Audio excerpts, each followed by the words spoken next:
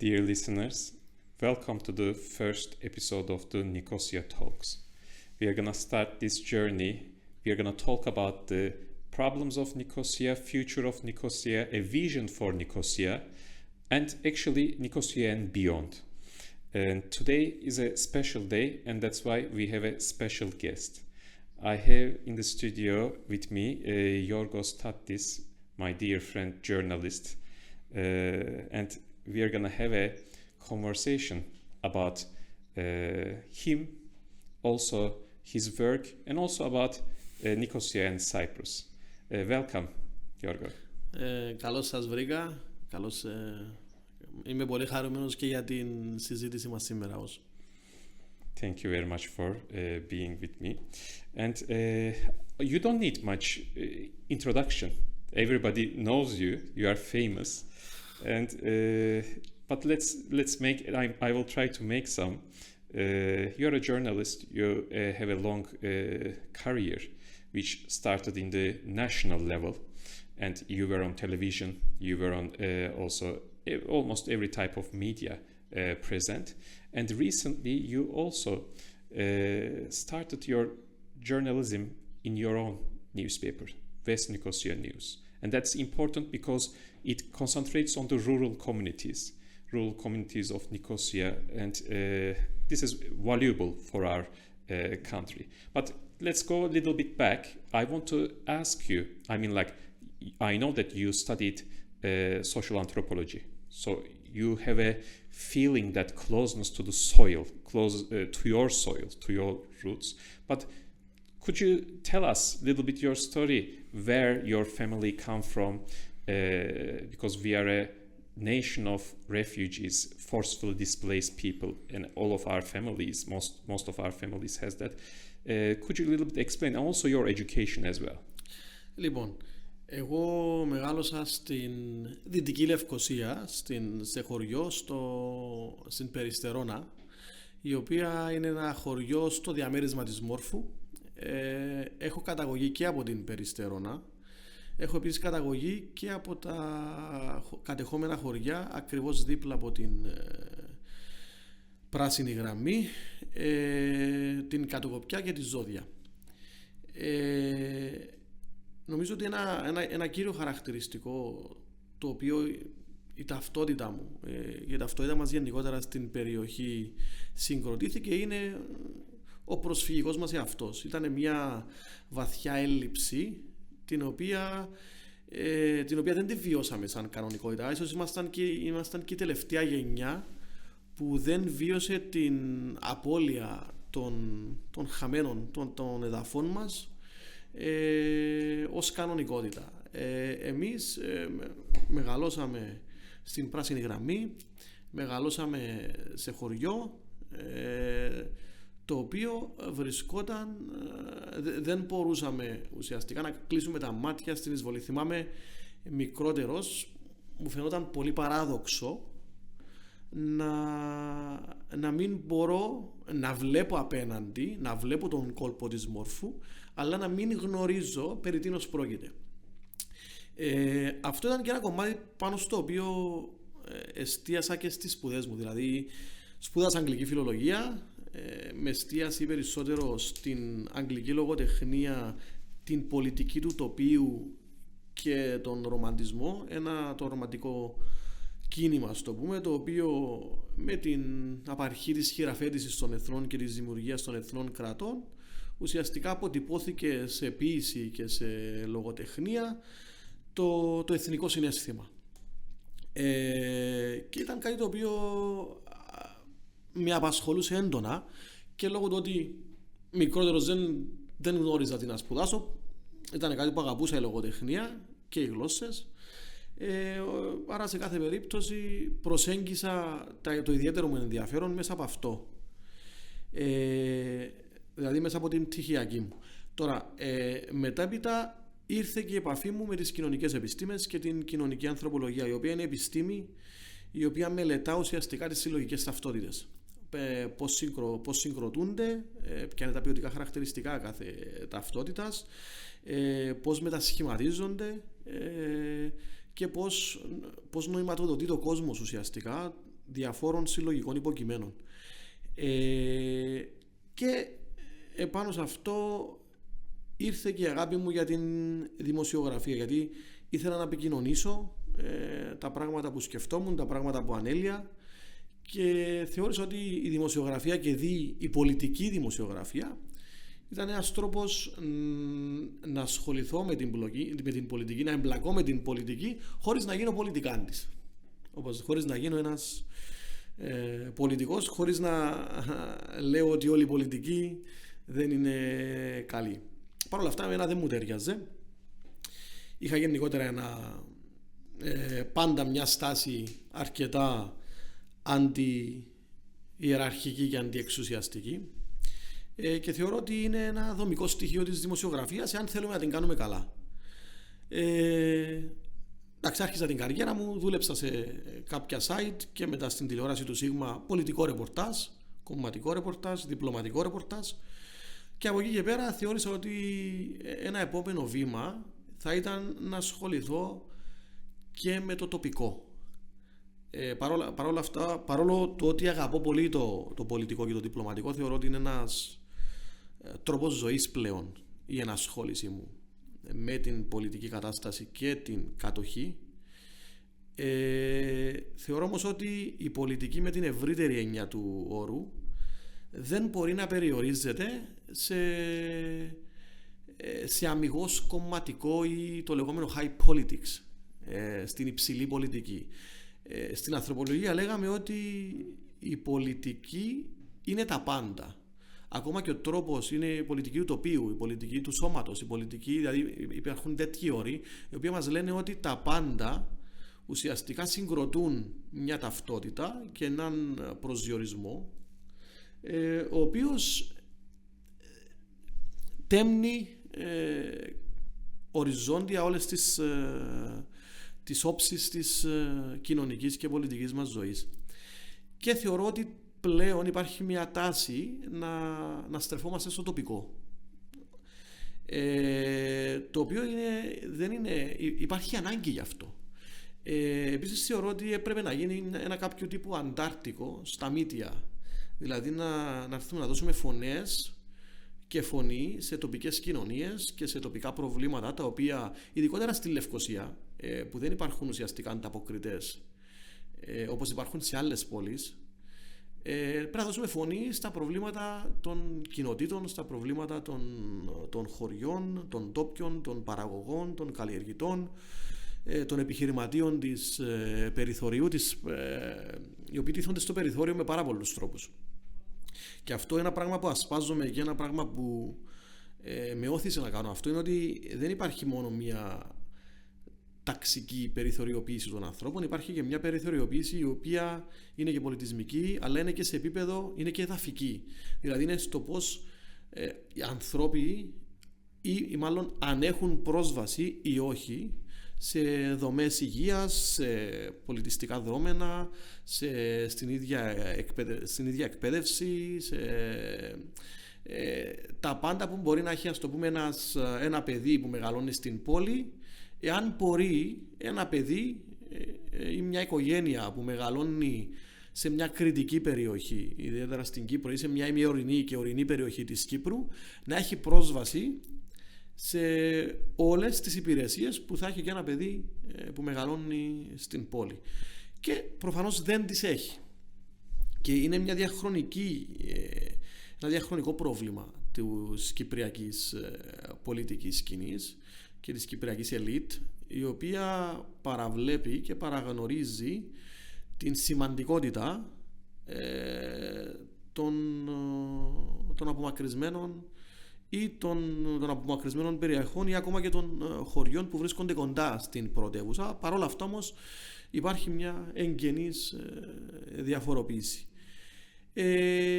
Νομίζω αυτά σε σχέση με το κομμάτι αυτό, και βλέπω πραγματικά ότι υπάρχουν πάρα πολλά προβλήματα τα οποία δεν καλύπτονται από τα συμβατικά και τα κεντρικά μίντια, και θεωρώ ότι εστιάσαμε σε μια ανάγκη, είδαμε την ανάγκη, είδαμε το κενό που υπάρχει. Παρ' όλα αυτά είναι πολύ δύσκολο, οφείλω να πω, να τροφοδοτείται οικονομικά ένα media, γιατί ο τρόπος που δουλεύουν τα media είναι αρκετά προβληματικός πλέον. Το συναντώ και εγώ πάρα πολύ. Δηλαδή από τη στιγμή που τα media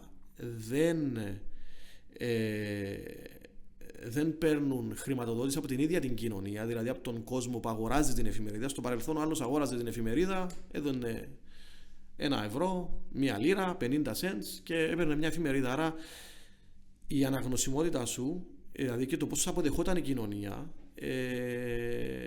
είχε να κάνει και με την βιωσιμότητα σου. Πλέον και με τα social media και με όλο τον τρόπο που δουλεύουν, πλέον αυτό έρχεται και αντικαθιστά την κοινωνία και τον κόσμο, το μεγάλο κεφάλαιο. Οι επιχειρήσεις. Μεγάλες επιχειρήσεις που έχουν τη δυνατότητα να δίνουν λεφτά για διαφήμιση. Και από εκεί και πέρα δυστυχώς υπάρχουν και άλλοι παίχτες οι οποίοι προσπαθούν να πάρουν μερίδιο από την πίτα, οι οποίοι δεν δίνουν πίσω στην κοινωνία. Γιατί ένα ειδησιογραφικό site τοπικό θεωρώ ότι δίνει πίσω στην κοινωνία. Εγώ προσωπικά 1 χρόνο που τρέχω το site έχω δώσει πάρα πολλές ώρες από την ζωή μου χωρίς να πάρω, χωρίς αυτό να ανταποκρίνεται στην οικονομική μου αποκατάσταση. Παρ' όλα αυτά ένας influencer, ο οποίος θα πάει μια βόλτα στη φύση ή θα πει μια τελευταία χαζομάρα, θα πάρει λεφτά για διαφήμιση. Αυτό προσπαθούμε πλέον να κάνουμε και εμείς με τα media, δηλαδή να δώσουμε ένα περιεχόμενο το οποίο θα είναι και ειδησιογραφικό και ρεπορταζιακό, σοβαρό, αλλά και να δείχνει και στιγμές από την τοπική κοινωνία πιο αναλάφρες, γιατί το χρειάζεται όλο αυτό ο κόσμος. You explained it very well. Also, the part that you mentioned about the sometimes national media neglects the covering the news and the developments in the rural area. This is reality. But as a political level, as a social level, I want to ask you something to know, because Nicosia, West Nicosia is a huge area, and because of the occupation, I'm talking about the Turkish occupation, some areas of the Western Nicosia district are not easily accessible to the main cities. So the problems of the people in the rural areas, these rural areas are sometimes different than the problems of the people in the urban areas. But if I ask you, what is the 3 most important problems that people face in West Nicosia and generally in the rural areas? Because even the basic things like education, health, these fundamental things, even the cultural things, sometimes it is harder for them to access. But if you make 3 biggest problems, which ones? Κοίταξε, δεν μπορώ να ιεραρχήσω 3.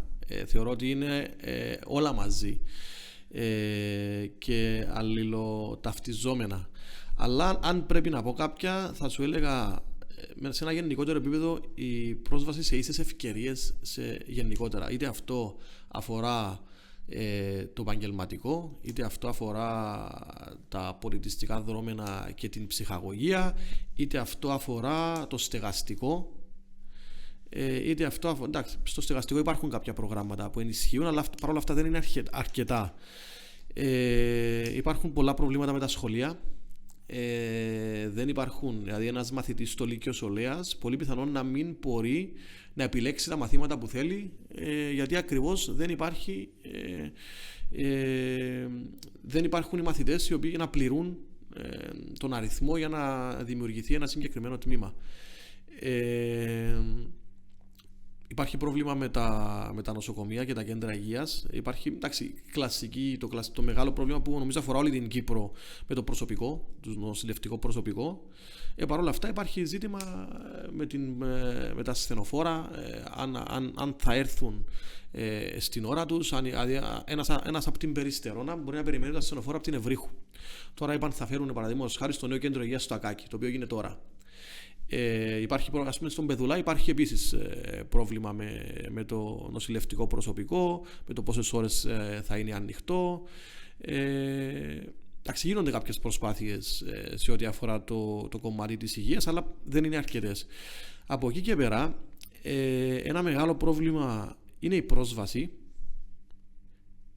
το οποίο και είναι ένα ζήτημα το οποίο νομίζω απασχολούσε πάρα πολύ τον τελευταίο χρόνο όλη την περιοχή της Δυτικής Λευκωσίας.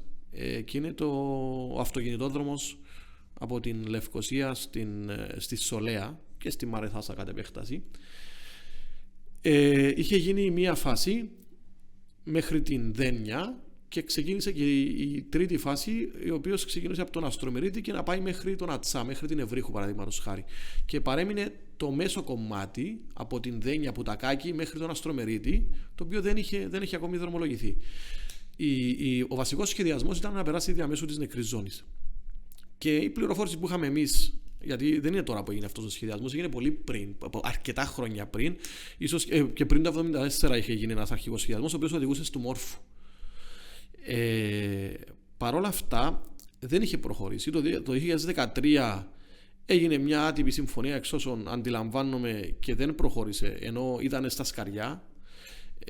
Οι Τούρκοι αντιδρούσαν και τα Ηνωμένα Έθνη δεν μπορούσαν να παρήχουν την απαραίτητη ασφάλεια και πρόσβαση. Πράγμα ανεπίτρεπτο, αν με ρωτάτε, γιατί η ουδέτερη ζώνη είναι κυριαρχία της Κυπριακής Δημοκρατίας και δεν οφείλουμε να ρωτήσουμε κάποιον αν θα κάνουμε ένα αυτοκινητόδρομο. Στο κάτω-κάτω είναι. Και υπάρχει και σε κανονισμό που, άμα είναι κάποια ζητήματα που έχουν να κάνουν με τη δημόσια ασφάλεια ή κάποια δημόσιο ζήτημα, μπορείς να παρέμβεις. Μπορείς να κάνεις ένα αυτοκινητόδρομο. Από εκεί και πέρα δεν έγινε αυτό το πράγμα. Το 2017, το 2013 επί ΑΚΕΛ λήφθηκε μια απόφαση και είχε παραταθεί. Τώρα σας λέω ότι χρόνια, μιλάμε για πάρα πολλά χρόνια για τα οποία δεν είχε αρχίσει αυτός ο αυτοκινητόδρομος. Μιλάμε this is Cyprus. Και το 2017 λήφθηκε τελική απόφαση από το επί Αναστασιάδη ο δρόμος να πάει νότια. Δηλαδή να πάει αντί βόρεια, δηλαδή βορείως των κοινοτήτων Ακάκη, Περιστερώνας, Αστρομερίτη, να συνεχιστεί όπως είναι τώρα αυτοκινητόδρομος διαμέσου της νεκρής ζώνης, να πάει νοτίως. Δηλαδή μεταξύ Ακακίου Μενίκου, Περιστερώνας Ορούντας και Αστρομερίτη προς ποτάμι. Το οποίο είναι εντελώς παράδοξο για πολλούς λόγους. Αφενός είναι πιο μεγάλη απόσταση. Σε ένα δεύτερο επίπεδο η γη είναι πολύ πιο ακριβή, γιατί άλλο να παλωτριώνεις γη στην νεκρή ζώνη και άλλο να παλωτριώνεις γη σε μια άλλη περιοχή. Υπάρχουν εκεί χτινοτροφικές ζώνες, υπάρχουν περιβαλλοντικά ζητήματα που γύρονται. Είναι πολύ πιο ακριβώς ο δρόμος, γιατί πρέπει να γίνουν τουλάχιστον 2 κιλαδογέφυρες, ενώ από την άλλη πλευρά τίθεται και ζήτημα ασφάλειας και ζήτημα άμυνας και ζήτημα να αναπτυχθούν οι περιοχές μας προς την νεκρή ζώνη, προς την ουδέτερη ζώνη. Κακώς τη λέμε νεκρή ζώνη, ουδέτερη ζώνη πρέπει να τη λέμε, και προφανώς και για τις κοινότητες οι οποίες μπορούν να αναπτυχθούν τόσο προς την νεκρή ζώνη όσο και νοτίως. Γιατί αν από τη μία είναι ο αυτοκινητόδρομος και από την άλλη νεκρή ζώνη, παγιδεύονται. Και είναι και πιο εύκολος ο δρόμος. Είναι ένα ισοτόπι που λέμε και εσύ. Είναι μια ευθεία χωρίς βουνά, χωρίς λόφους που πρέπει να γίνουν κιλαδογέφυρες. Παρ' όλα αυτά η κυβέρνηση επιμένει, και όχι μόνο επιμένει να κάνει τον δρόμο νοτίως, προσπάθησε να δημιουργήσει και μια εμφυλιοπολεμική, μια κατάσταση εμφυλίου μεταξύ των περιοχών. Δηλαδή, ο κ. Βαφιάδης, παραδείγματος χάρη, είπε ότι αν αλλάξει ξανά ο σχεδιασμός και πάει βορείως, αντί να βγουν να πούν ότι ξέρεις, ιτηθήκαμε. Είμαστε ανίκανοι να προστατεύσουμε τα συμφέροντα της Κυπριακής Δημοκρατίας και την κυριαρχία της Κυπριακής Δημοκρατίας επί της νεκρής ζώνης, γιατί μιλάμε για διασπάθηση δημοσίου χρήματος στην τελική. Γιατί είναι πολύ πιο ακριβώς ο δρόμος από νότια. Έβγαινε και έλεγε στους κάτοικους των ορεινών περιοχών ότι πρέπει να καθυστερήσει 10 χρόνια εάν αλλάξει ξανά ο σχεδιασμός. Πράγμα ψευδές, γιατί υπήρχε ένας σχεδιασμός και προφανώς το θεωρώ και πολιτικά ανήθικο. Και υπήρξε μια κατάσταση, δηλαδή το πρόβλημα της προσβασιμότητας στην περιοχή έγινε εμφύλια σύραξη μεταξύ περιοχών οι οποίες έπρεπε να αγωνίζονται μαζί.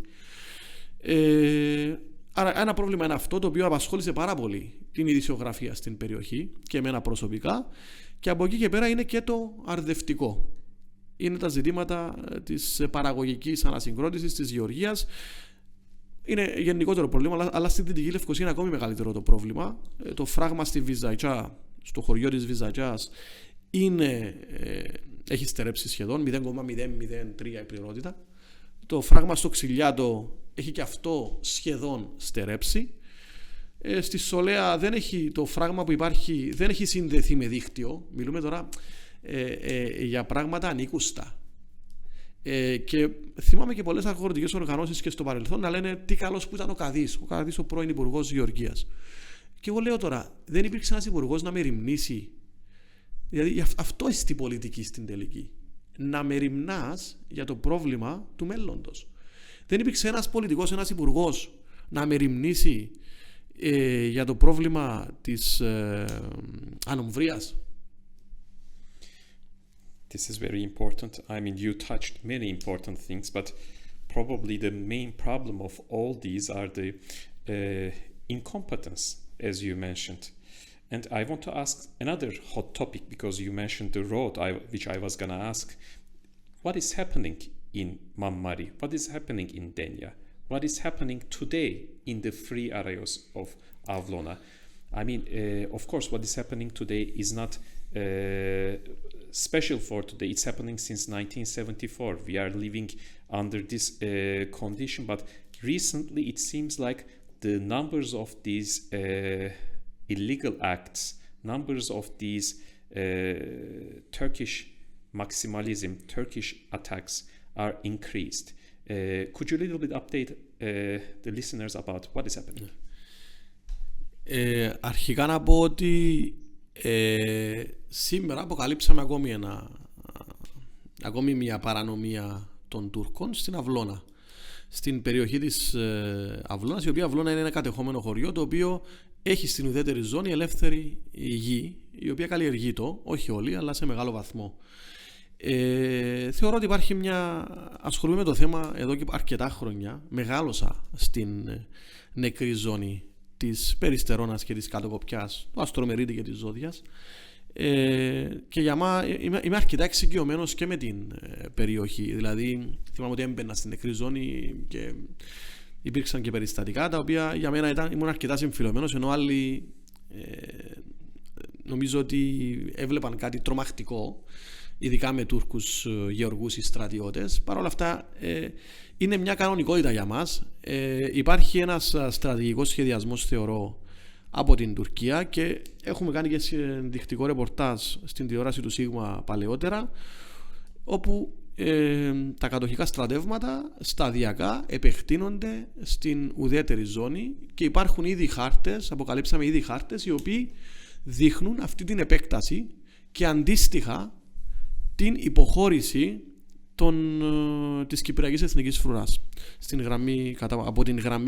από την αρχική γραμμή κατάπαυσης του πυρός. Θεωρώ ότι ένας τρόπος εκ μέρους των κατοχικών στρατευμάτων να θολώνουν το τοπίο και να δημιουργούν προβλήματα και στα Ηνωμένα Έθνη και στην UNFICYP, ούτως ώστε να υποχωρούν κατά φάσεις και κατά περιόδους όταν αυτό απαιτείται για σκοπούς πολιτικής συζήτησης. Θεωρώ ότι η Κυπριακή Δημοκρατία απέδειξε διαχρονικά ότι δεν μπορεί, και είναι και ένα πράγμα που συνδέεται και με τον δρόμο. Εγώ γι' αυτό επέμεινα ότι ο δρόμος πρέπει να γίνει από την νεκρή ζώνη, καθαρά για εθνικούς λόγους και για αναπτυξιακούς.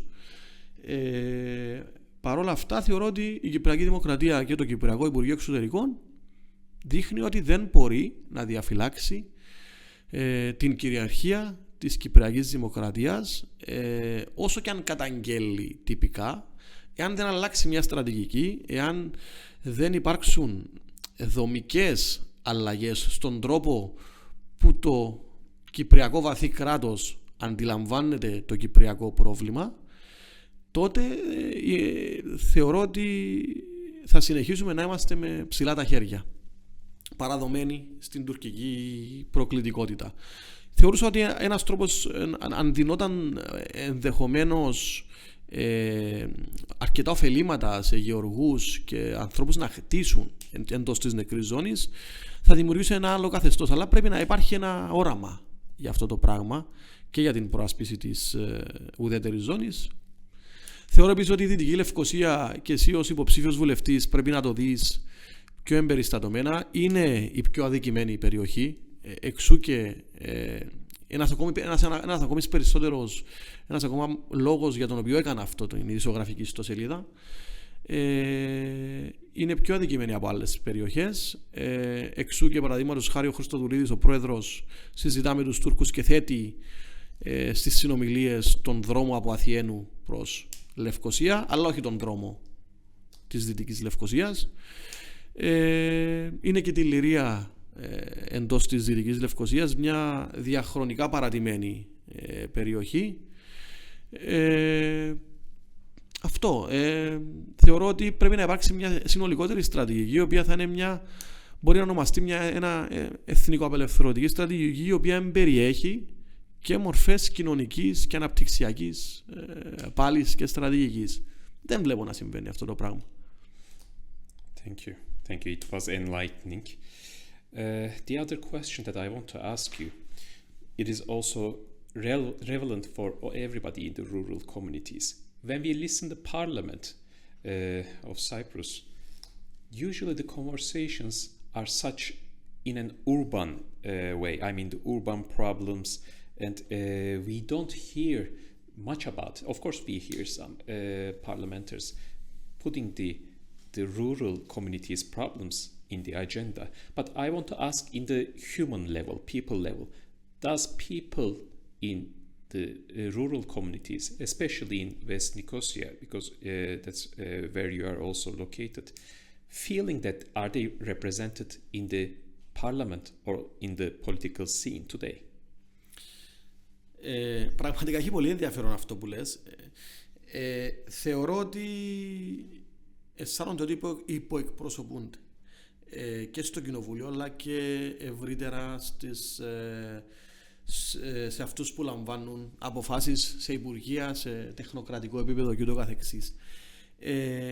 Υπάρχει το αστείο ότι τρέχουν πάντα υποψήφοι βουλευτές, συνομιλούν με την τοπική κοινωνία, πάνε στα χωριά, δίνουν τα χέρια τους και στην τελική, δηλαδή παράδειγμα αυτό με το δρόμο. Δηλαδή αυτό με το δρόμο δίχασε ολόκληρα κόμματα, γιατί τα κόμματα δεν ήξεραν πώς να διαχειριστούν ότι δημιουργήθηκε μια εμφυλιοπολεμική, ας το πούμε, λογική μεταξύ 3-4 περιοχών. Ωραία, και τα κόμματα δεν ήξεραν ποια τοπική κοινωνία να εκπροσωπήσουν και να προστατεύσουν. Και αρκετά κόμματα θα χάσουν από αυτό. Γι' αυτό θεωρώ ότι η τοπική αυτοδιοίκηση και η τοπική πολιτική είναι ο πυρήνας των πολιτικών διαδικασιών, τόσο σε κομματικό επίπεδο όσο και σε αμιγώς πολιτικό και εκτελεστικό. Θεωρώ ότι δεν υπάρχουν άτομα τα οποία έχουν πραγματική... Υπάρχουν πολύ λίγοι οι οποίοι έχουν πραγματική έγνοια. Και εγώ θα σου πω ένα πράγμα.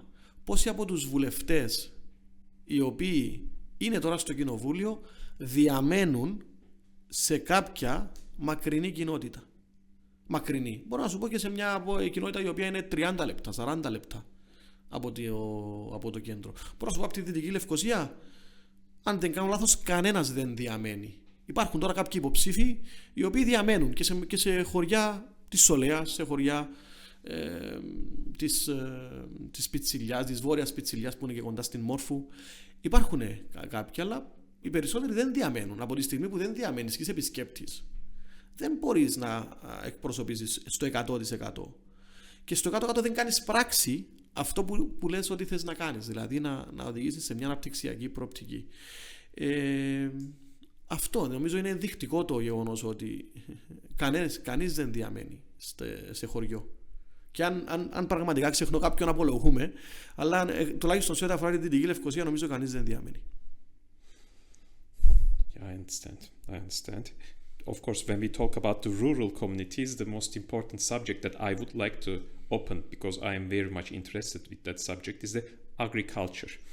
I mean, unfortunately for decades now, our governments are pushing the idea that the locomotive industry for Cyprus should be tourism, should be finance, or should be construction. These kind of very fragile industries. Of course, there are role of the European Union as well, pushing Cyprus into those industries. But we are an island with a culture, huge agriculture, rural culture, and how is the government support to the agricultural communities in the rural areas? How does the people feel that are they? I mean, I'm talking about the farmers. How do they feel about the current situation, current policies of the? And I'm not asking right now the current government. I'm asking the last governments as Ωραία, well. διαχρονικά. Θεωρώ ότι οι κυβερνήσεις στην Κυπριακή Δημοκρατία ακολουθούσαν μια επιδοματική πολιτική και όχι μια πολιτική η οποία θα ήταν πραγματικά αναπτυξιακή και με μια εξωστρέφεια. Παραδείγματος χάρη, οι κοινότητες, οι κατεχόμενες κοινότητες οι οποίες διατηρούν ελεύθερη γη έχουν ένα διαχρονικό τους αίτημα, είναι να επιτρέπεται και σε να παίρνουν κάποια κονδύλια και οι γεωργοί οι οποίοι δεν είναι επαγγελματίες, για να διατηρηθεί η ζωή και η καλλιέργεια στην νεκρή ζώνη, στην ουδέτερη ζώνη. Από εκεί και πέρα υπάρχουν κάποια κονδύλια που δίνονται σε νέους γεωργούς και ούτω καθεξής. Παρ' όλα αυτά δεν υπάρχει, εξακολουθώ να πιστεύω ότι δεν υπάρχει μια ολιστική στρατηγική η οποία θα περιλαμβάνει ένα ευρύτερο πλαίσιο παραγωγικής ανασυγκρότησης, με ό,τι αυτό σημαίνει, το οποίο θα συνδέεται όχι μόνο με την παραγωγή αλλά και με τον τουρισμό. Ωραία, δηλαδή να υπάρξει ένα ευρύτερο παραγωγικό μοντέλο, το οποίο δεν θα εμπεριέχει μόνο αμιγώς την παραγωγική διαδικασία, αλλά θα περιλαμβάνει και πολλά άλλα πράγματα, από τον τουρισμό και την αγροκτηνοτροφία μέχρι κάποιες άλλες αναπτυξιακές και πολιτισμικές προβολές που μπορούν να γίνονται. Σε γενικότερες γραμμές θεωρώ ότι και οι ίδιοι οι γεωργοί πλέον αντιλαμβάνονται τα προβλήματα και υπάρχει, παραδείγματος χάρη, μια εξαιρετικά προβληματική κατάσταση με τους εμπόρους. Δεν υπήρχε το συνεργατικό, πλέον δεν υπάρχει. Δεν υπάρχουν συνεταιρισμοί οι οποίοι θα μπορούν, δηλαδή δεν υπάρχουν και δεν γίνονται και συνέργειες μεταξύ γεωργών που να μπορούν να προασπιστούν καλύτερα τα συμφέροντά τους. Θεωρώ ότι αυτό δεν είναι ζήτημα μόνο εκτελεστικής εξουσίας, αλλά είναι και ζήτημα πολιτικής κουλτούρας, το οποίο διαχρονικά έχει χαθεί. Δηλαδή, θυμάμαι στην Ελλάδα, όπου ζούσα στην Ελλάδα, υπήρχαν χώροι πολιτικής και πολιτισμού μες στα χωριά που ασχολούνταν από ζητήματα ιδεολογίας και παραγωγικής ανασυγκρότησης μέχρι πολιτιστικά. Αυτό το πράγμα δεν συμβαίνει στην Κύπρο. Και είναι ένα πραγματικό πρόβλημα, γιατί ο άνθρωπος δεν συνδέεται με τον τόπο του και δεν έχει προσβάσεις σε μια διαδικασία η οποία θα είναι πλήρης. Δηλαδή θα έχει μια ζωή η οποία μπορεί να είναι πλήρης και στις κοινότητες. Και επίσης ένα πράγμα που παρατήρησα και εγώ είναι ότι δεν υπάρχει και κοινή αντίληψη, τοπική αντίληψη, σε ό,τι αφορά τα συμφέροντα τουλάχιστον. Δηλαδή, εγώ όταν έκανα το site Δυτική Λευκωσία, δεν περίμενα ότι σταδιακά αυτός ο όρος θα χρησιμοποιείται και από πολλούς άλλους, ακόμα και από άτομα της εκτελεστικής εξουσίας, γιατί πλέον προσεγγίζεται όλη η περιοχή, από την Κοκκινοτριμηθιά μέχρι τη Σολέα, ακόμα και την Τιλιρία, που είναι οι περιοχές που καλύπτω, Μαραθάς, Αμόρφου, Σολέα, Τιλιρία. Αντιλαμβάνεται η περιοχή ως δυτική, μιλάνε για Δυτική Λευκωσία, γιατί γίνεται αντιληπτή πλέον ως ένα ενιαίο γεωγραφικό που έχει και κοινά συμφέροντα. Άρα ο σκοπός και αυτής της ειδησιογραφικής ιστοσελίδας είναι να δημιουργήσει μια κοινή τοπική αντίληψη με την ευρύτερη περιφερειακή αντίληψη, η οποία θα δημιουργήσει πυρήνες διεκδίκησης. Αυτό, και θεωρώ ότι σε ένα μεγάλο βαθμό συμβαίνει από την αντίθετη πλευρά. Αυτοί οι οποίοι οφείλουν να δώσουν πράγματα αντιλαμβάνονται την περιοχή ως κάτι ενιαίο, αλλά οι ίδιοι ντόπιοι δεν την αντιλαμβάνονται ως κάτι ενιαίο. Yes, to all this to happen, of course, like you mentioned, you gave example from Greece and Cyprus. The culture is important part of that too, and I think the media has an important role in that to shape that culture in a positive way and change the society in a positive way as well. Yorgo, thank you very much for being. It's a pleasure and it was a privilege to have you in the first program. I know we can talk about these things until the morning.